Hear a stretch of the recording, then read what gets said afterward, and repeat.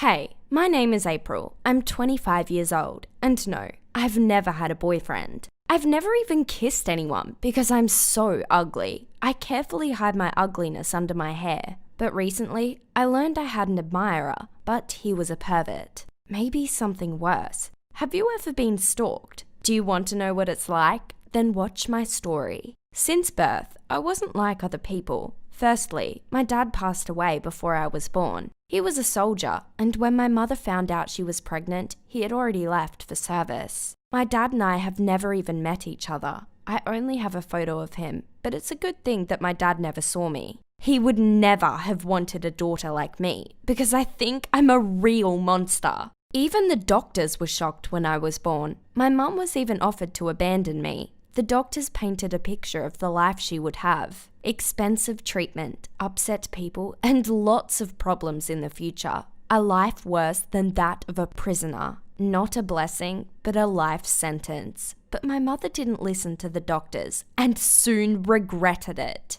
I didn't go to kindergarten. My mum taught me herself. But major problems started at school. I was teased because of my ugliness, but I wasn't a whiner and didn't want to show anyone how hurt I really was. I fought everyone who offended me, chopping them like Sub-Zero from Mortal Kombat. Because of this, I was constantly being sent to the principal's office. My mum was always called in and would listen silently. They always made me feel guilty, although I was the one who suffered the most. No one would listen to me, although they all had ears, unlike me. Yup, you heard right. I have no ears. I was born without them. Do you see how they look? Well, how are you feeling now? Disgusting? It looks like they were cut off with a large pair of scissors and then hurriedly sewn up. If only. This is actually a disease called microtia. It's congenital and is not treatable. I have the hardest degree and the total absence of ear shells.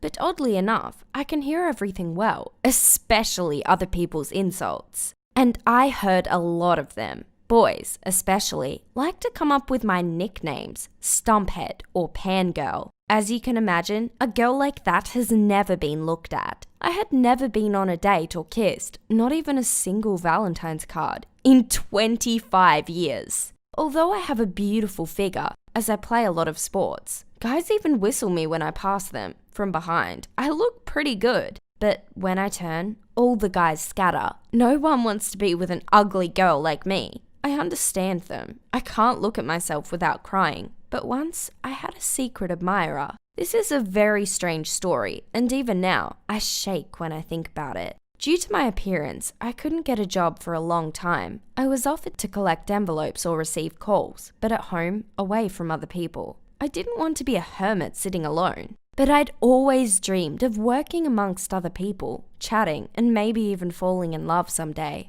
I might meet a guy who didn't care about my appearance, or at least my ears. Have you met a guy like this? I'd never. That was until it happened. I went to 52 interviews, but because of my ugliness, potential employers always refused. I begged them to hire me, but everyone remained indifferent. That was, until a couple of years ago, I met Bill. He was the manager of a cafe and also my mum's classmate. He finally took me on, working alongside people in his cafe. But one of my colleagues turned out to be not who he was posing as. Bill, my boss, asked me to grow my hair out so that I could hide my defect from customers. I did everything I could trying to please him. Bill treated me kindly, even fatherly. He liked that I was so quiet and conscientious, as no one else in the team was. Now I'm going to introduce you closer. Try and guess which one is crazy. So, we're betting. Waiter Johnny, weird scandal type. He was always quarrelling with the manager because he brought his bulldog into the cafe. He said they were a team, like Bonnie and Clyde, but I think he just wanted to piss Bill off, and he's not the only one. Next is Sarah, the washer.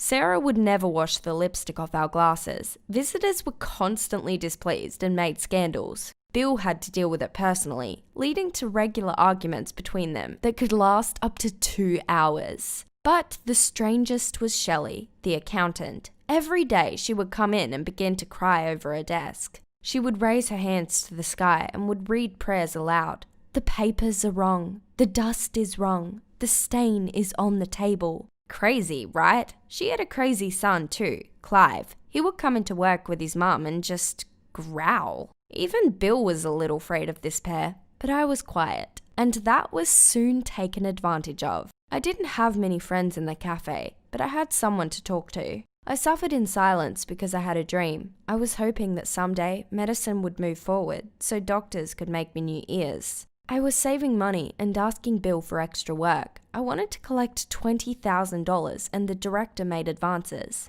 I often stayed at the cafe in the evenings. I did all the cooking for tomorrow, and one day, something happened. I was changing my clothes, as usual, slowly taking off my robe, when suddenly, you know that feeling when someone was staring at you and you feel it all over your body? Someone was watching me. I was sure of it. I was standing there in my underwear and turned around, trying to find out who was watching, but nobody was there. I began to look around desperately, at the ceiling, the floor, everywhere, and that's when I noticed the hole in the wall. It was just under the ceiling. I knew that on the other side of the wall, there was a small utility room. Someone must have been watching me from there. I was trying to see who was hiding behind the hole in the wall, but it was dark. I couldn't see anything, but I could hear very well. There was heavy breathing and sometimes squeaks. What could this man do right now? I had different suspicions. What do you think? Overall, I didn't know what to do. How should I react to this? I quickly changed and thought about what had happened all the way home. I was scared, but at the same time, pleased. Someone was watching me. Someone was interested in me. This had never happened to me before, and I decided, for now, to do nothing, to leave everything as it is. Do you think I'm weird? Every night after an evening shift, the same story repeated itself. I would hear intermittent breathing and felt the look of a secret observer. I began to change my clothes more and more slowly so my fan could enjoy the view. I started to get a buzz out of it. For the first time in my life, I felt beautiful and desirable. I was the fruit that someone wanted to taste. I started to dance whilst changing, stripping my clothes off slower and slower. The breathing behind the hole in the wall grew heavier. My fan clearly liked it. But who was this man? The waiter? Chef's assistant? One of the delivery guys? The chef? Every night, I imagined him coming out of hiding, and my show goes on with him. On the one hand, I really wanted to, and on the other, I was afraid. In my dreams, it was a young and hot guy. I was so looking forward to finally meeting and telling each other what we had felt for so long. How stupid I was. I've decided I'm going to provoke him, to stir him up and summon him from the shelter.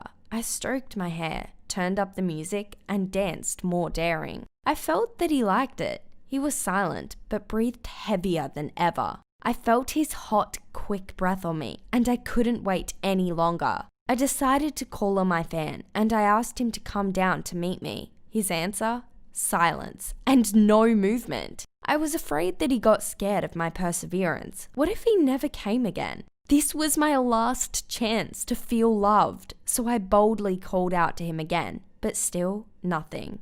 He was silent, and even his breathing had stopped. It was all too much. I couldn't stand it. So I rushed into the utility room. I remember every step in that little black room. I thought I'd see my love there, but only bitter disappointment awaited me. I opened the door and turned on the light. Near the hole in the wall, I finally saw him, Johnny's bulldog. Can you imagine? The dog had been watching me the entire time. It was his breathing I was hearing, which I mistook as a guy's passionate breathing. I felt like an absolute idiot. I had never felt such crushing disappointment in my life before, and I hated myself for being so stupid. How could I think that anyone could like someone ugly like me? It turned out that Johnny, the weird waiter, secretly locked his dog in the utility room for the night and went out to parties with his friends. I hated him. It's a good thing that dogs don't know how to speak. Imagine my embarrassment. I decided to take revenge on Johnny for the humiliation he had put me through.